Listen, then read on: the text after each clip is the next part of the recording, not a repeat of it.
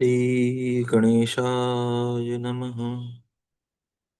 गुरुर्ब्रह्मा गुरुर्विष्णु गुरुर्देवो महेश्वर गुरुर्साक्षात् परब्रह्म तस्मै श्रीगुरुवे नमः।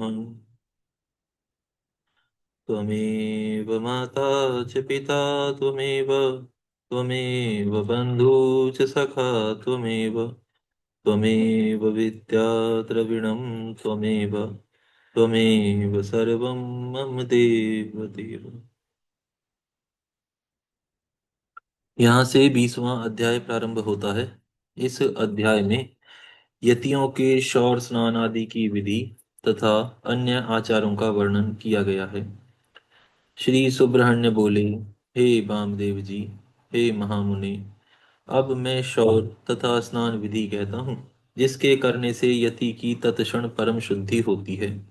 हे मुनीश्वर, योग पट्ट की विधि प्राप्त कर शिष्य पूर्ण व्रती हो और तब शौर कर्म के लिए उद्यत हो जाए।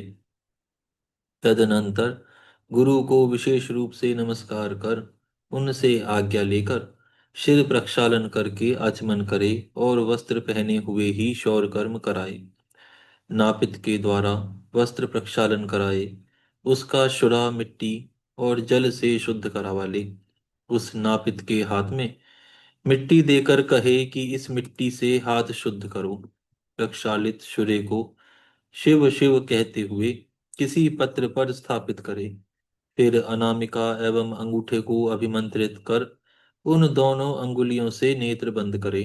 अस्त्र मंत्र से नेत्रों को खोलकर शौर के साधनभूत शुरे को देखे। 12 बार अभिमंत्रित कर अस्त्र मंत्र से शुरे को पुनः प्रक्षालित करे। प्रणव का उच्चारण कर यति नापित के हाथ में शुरा देकर दाहिनी ओर से शौर क्रिया कराए। उस समय आगे के कुछ बालों को कटवाकर पुनः समस्त बालों का वपन करवा ले। एक पत्ता भूमि पर रखकर उसी के ऊपर बालों को रखे, उन्हें पृथ्वी पर नहीं रखना चाहिए। मूछ और हाथ पैर के नाखून भी कटवा लेने चाहिए।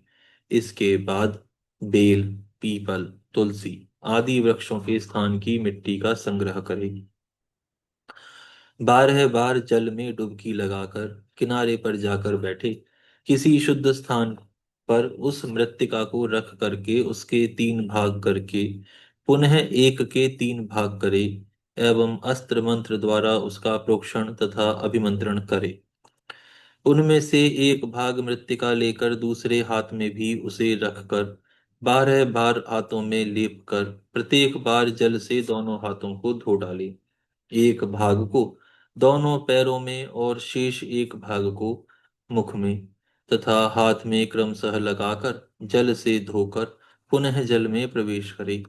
इसके बाद मिट्टी के दूसरे भाग को लेकर 12 बार क्रमशः सिर से मुख पर्यंत लेप कर बार बार गोता लगाए और तट पर जाकर 16 बार कुल्ला करके 2 बार आचमन करे। पुनः ओमकार पूर्वक 16 प्राणायाम करे। इसके पश्चात अन्य मृत्तिका को लेकर उसके 3 भाग करके उनमें से एक भाग के द्वारा कटी शौच और पाद शौच करके 2 बार आचमन करे और मौन हो प्रणव मंत्र से 16 बार प्राणायाम करे। फिर दूसरे भाग को लेकर उसे उरु देश पर रखकर प्रणव से 3 भाग करे। पुनः प्रोक्षण कर उसे 7 बार अभिमंत्रित करे। एक एक के क्रम से 3 बार, एक एक के क्रम से 3 बार दोनों हाथों के तलवों में उसे लगाकर सबको पवित्र करने वाली सूर्य मूर्ति का दर्शन करे। बुद्धिमान शिष्य स्वस्थ चित्त होकर मिट्टी लेकर दाहिने हाथ से बाईं कांख तथा बाएं हाथ से दाहिनी कांख में उसे लगाए। तत्पश्चात गुरु भक्त शिष्य दूसरी शुद्ध मिट्टी को लेकर सूर्य को देखते हुए सिर से पैर तक उस मिट्टी को लगाए और उठ करके पृथ्वी पर स्थित दंड लेकर अपने मंत्रदाता गुरु का भक्ति पूर्वक तत्व बुद्धि से स्मरण करे।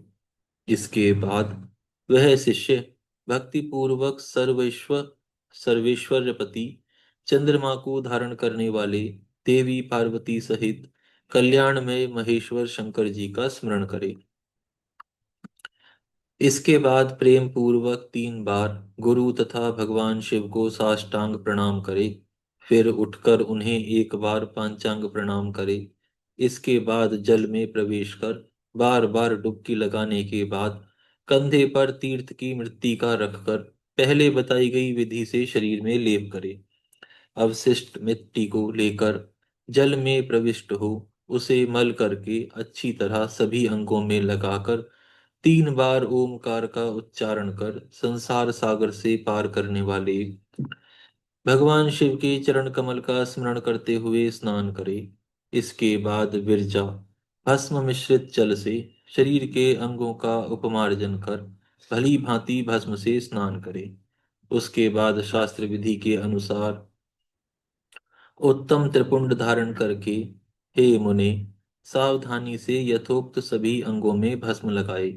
इसके पश्चात शुद्ध चित्त होकर मध्याह्न की क्रियाएं संपादित करे।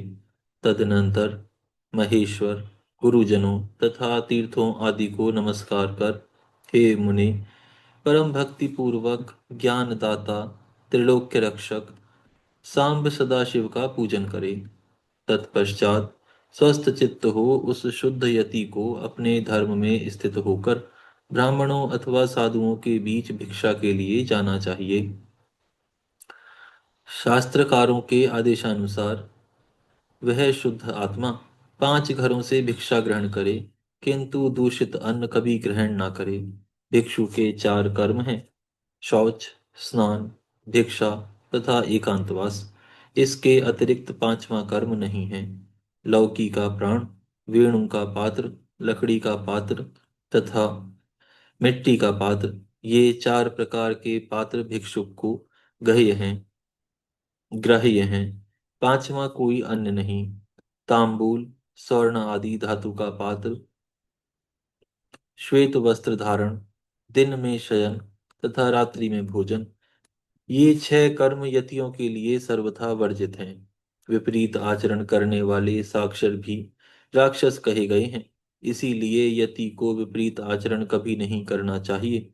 यति को शुद्धि के लिए शुद्ध सनातन शिव तत्व का स्मरण करते हुए यत्न पूर्वक शौर एवं स्नान करना चाहिए।